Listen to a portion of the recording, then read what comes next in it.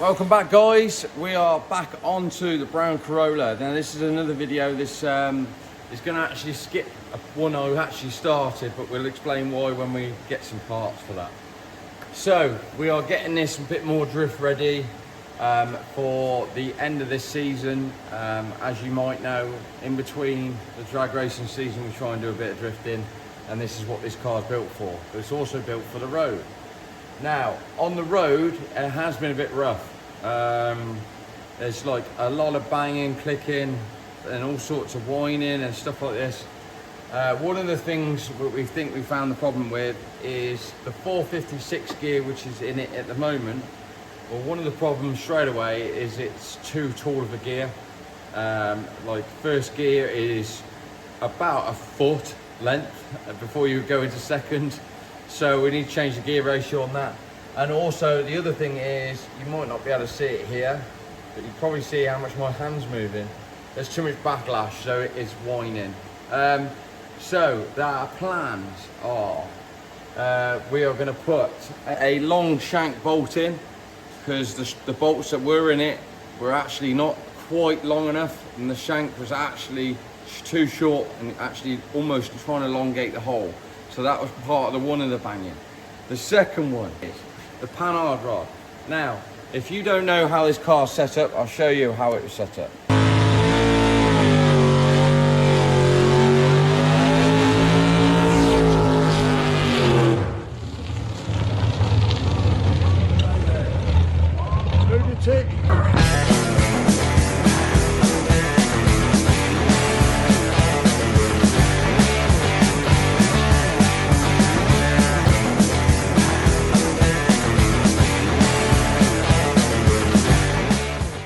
I'm hoping you can see. So panhard rod is the next one. The panhard rod used to go, I can't even get in there now. It used to go from the top of the one forelink to the, on the actual axle, to the top of the forelink on the body.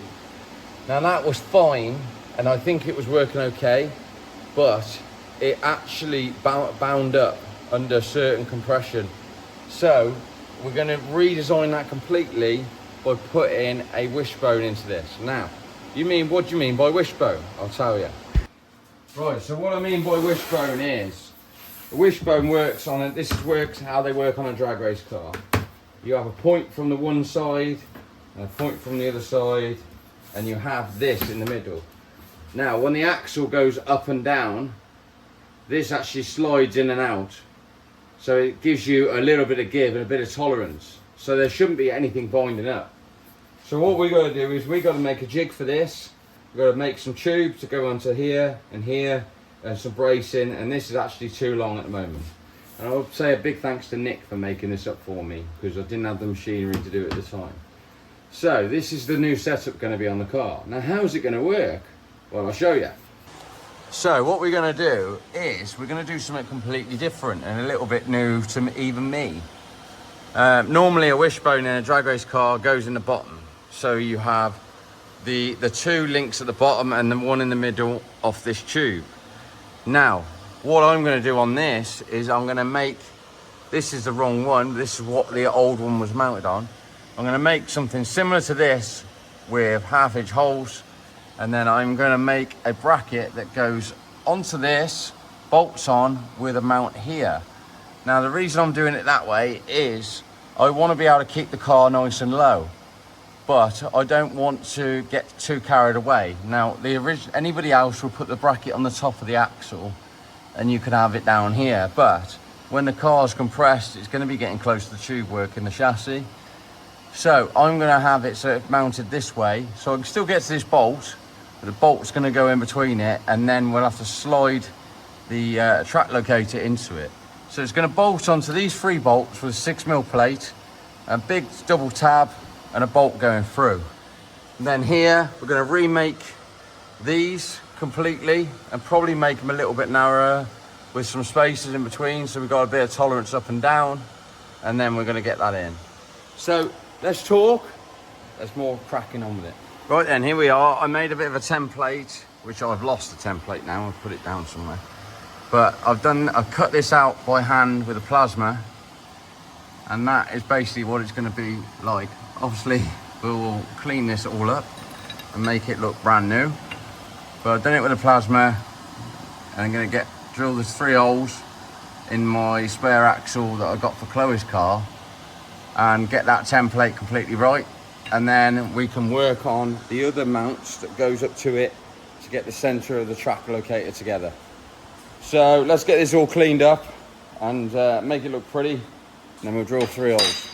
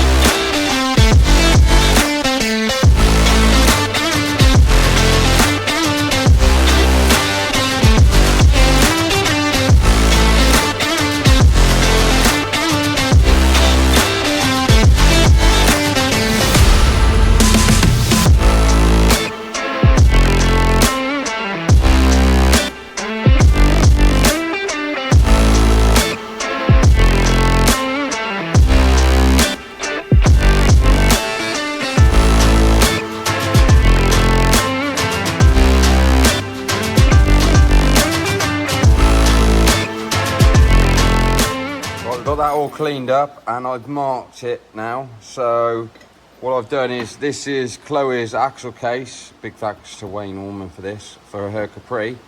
So what I did is just hammer 3 of the studs out there and put this on there where I wanted it, and then use that as a template to mark it all out. So now I'm going to drill these 3 holes and then bolt it onto the brown car and kind of work out then the height we want the other mounts to be. So where these are going to be, and what bracing, and if I need to trim off any of this, and go from there. So let's get these holes drilled, get it bolted on the car. Right, we've got that bracket all made up, and I bolted it up and cleaned it, and it obviously looks brand new now. So what we're going to do now is, if I can get my fingers through, is we are going to draw on these. So these are like a downward facing angle, and then any excess off the top we'll chop off, and then I'll probably put a gusset around the top as well, and then it's going to be trapped in between these 2 as well, so it'll be nice and strong once it's TIG welded onto here anyway. So once we've got that done, we can start working out the outside mounts, and then once we've got that done, we can make a jig to make the wishbone on the bench, and then we can start bolting it in and get it from in the middle of the car, get the axle completely in the middle of the car. So let's get this drawn out on here on these brackets, trim them up, get them welded to this. Right then, it's actually another day. We ran out of time that other day, so we are getting back into this now. Now I've made this, well, it's all kind of just wedged together at the moment, and what this is going to do is going to go on the front of the 4-link bolt. It's actually going to locate, you can probably just about see it there, it's going to locate on the front of the 4-link so it won't twist, and then that will be the top mount, one of the side mounts to go into the middle. So this is something I just kind of cut on the plasma cutter and trim to get fit. So I'm going to tack this one together, and then we'll get the other one tacked together, and once we're happy with them, we will take all the rose joint and everything out so we can fully weld it, and hopefully we can get them back in, and then we can start on the top mount and get that tacked in. Right, as you can see, got that all kind of, this is just slotted on at the moment and all tacked together. You can see I've got plenty of clearance around it. Now, I've been working on the mount for this, and that line is the center of the axle. So I measured from the inside of that wheel to the inside of that wheel to get the definite like center of the axle. And actually looking at it in the car to the chassis, it makes sense. So the only problem is, because it's going to be slightly offset, I'm going to have to make a spacer here which is fine. I'll just put some washers in there for now to line that up in the center. So you'll see I'm going to line that up there, so it's going to sit the one side of that ear of the gearbox and then the other side. Now the reason why I've had to do that is because you weren't going to get a socket on that nut or a spanner or anything, so I've got to give myself a bit of room. I can center the rose joint simple enough, like I say, and just put a misalignment spacer in here, and then we'll do a gusset all the way across the top when we're done on top of that and this at the same time. So let's get this tacked on in the right place, and then we can work on the next mount for here, and then hopefully we've got a wishbone sorted and well, at least in the right positions, and then we can start making a jig on the table and get this, excuse me, done.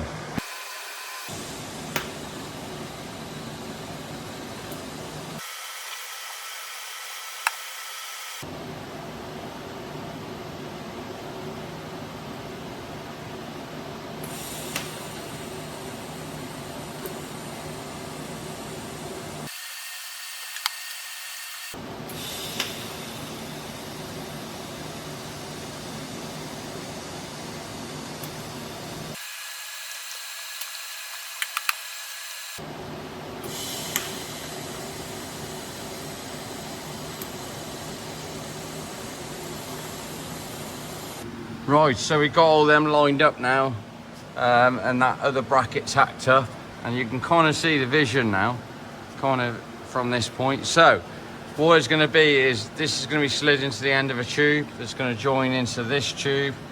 It's quite far forward. Same with the other side. And then after that, once they're kind of in place and tacked together, we're going to put a bar from here right across to here. So it completely triangulates it, and then in between maybe we might put some gussets, but we'll see how that does first and go from there. Now I think I'm really chuffed with how that's going to work up there with the tolerance and like going up and down, and the clearance here. This is actually still too high at the moment, so just because of that magnet, but gives you a good idea. So what we can do now is we can trace out the measurements from hole to hole there, and from there to there, and from there to there, and make sure the axle's 100% square, or them brackets at least. And then we're going to also probably, because I'm pretty sure the axle, when I've taken the original panhard rod off, actually slightly moved, shifted over. So I'm going to measure that now, make sure it's dead square in the car. If I've got a cable tie it over or whatever I can do to help it, that'll be a massive help. And then we can get this into a jig and get this made up. So yeah, it'd be super chuffed then. And then once we've got that all worked out, we'll get that powder coated and hopefully get it in for the final time, and then we can concentrate on the diff. So let's get this jigged up now and start welding.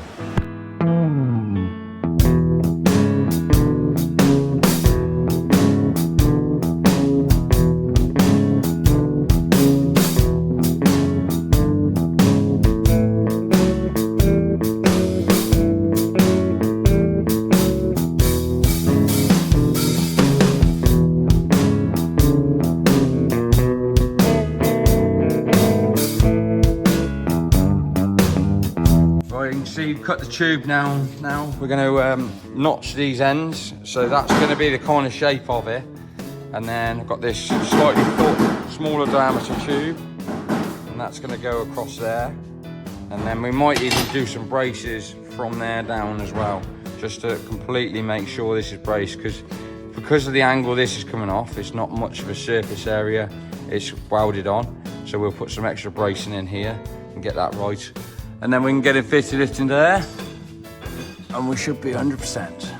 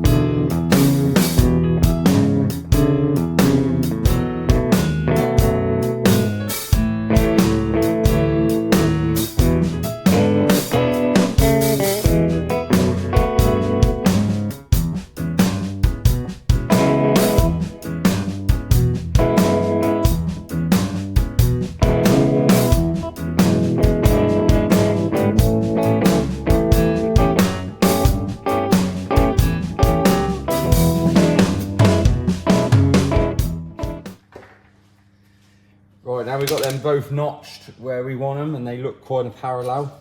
We're going to get a cheap angle. This is just like a cheap angle finder. We'll put that inside there and we will run it until tighten it up. And then we know that they're going to be somewhere near in the right place. So put that up there and put that up there. Now you can see there it's different there. So it needs to come over. So what we'll do is we'll just push that over slightly, bring that back, and then we can check it again.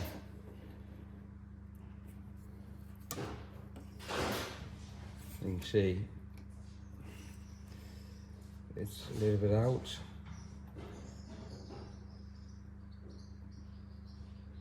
So now that's level there and we're happy. Now that one's too far, so we've got to come back slightly. And there we go. So we've got them lined up completely and we know that's dead square now to these. So what we'll do is we'll send a few tacks on here, just really small tacks. And then once we've got that in place, we'll make sure that's okay again. And then we'll put this brace in here. But before we do all that, I'm gonna have to drill this tube because I forgot to do it. So we're gonna do some rosette welds in here. So I'll drill straight through there. We'll rosette weld it after, both sides. So we make sure these don't come out.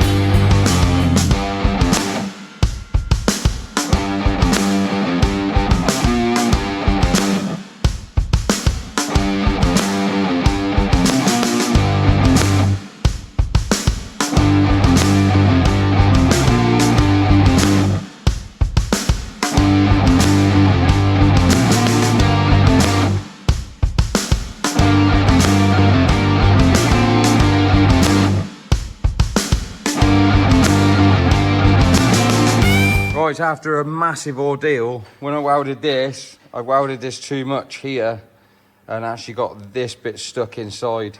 So we managed to get it out. I honed this bit back out and then I've just checked it back in the jig and all fits okay. If I get it back in one-handed, probably can't. Yeah, but yeah, it goes on the jig anyway. So this is still nice and loose now. So this basically go in and out when the suspension goes up and down with the geometry. So now best thing to do is test it. So we'll put all the brackets on, test it fits, and then we'll weld all the brackets completely, take the one back off the diff and weld that as well, and get it all braced up, and then that's all finished up then. And we'll probably get, I don't know whether I will get this powder coated because of just powder coat getting stuck in the centre, but I'll get all the brackets done. I might just clean this up and just lacquer the outside and then just leave it bare metal. So see how we get on. Let's get it trial fitted and make sure it fits.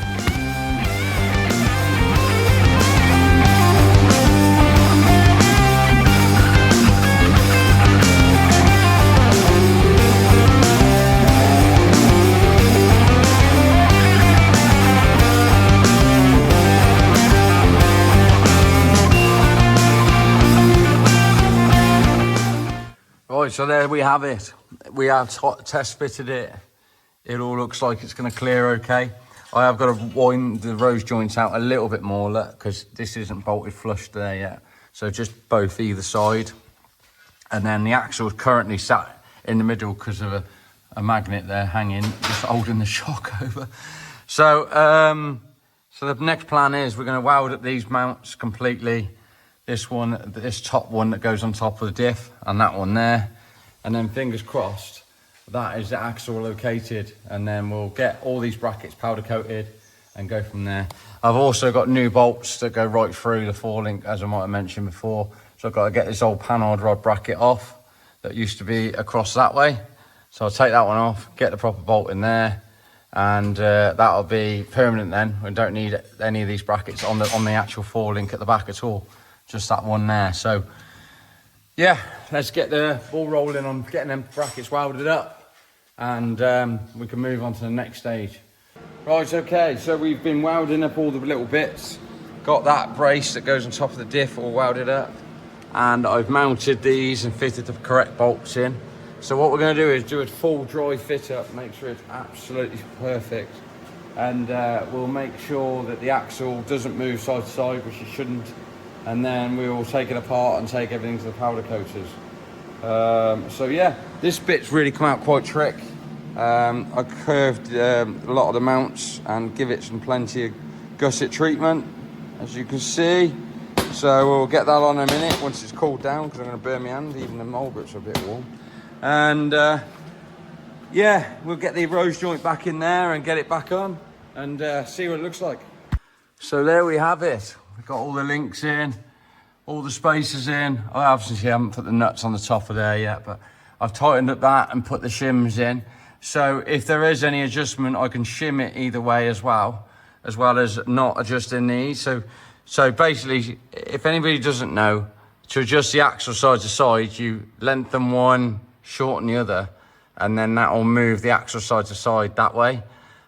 It's just a different way of doing it. This is typical like a drag racing setup, but on a drag race car, you wouldn't see this much of an aggression angle on the traction, on the track locator.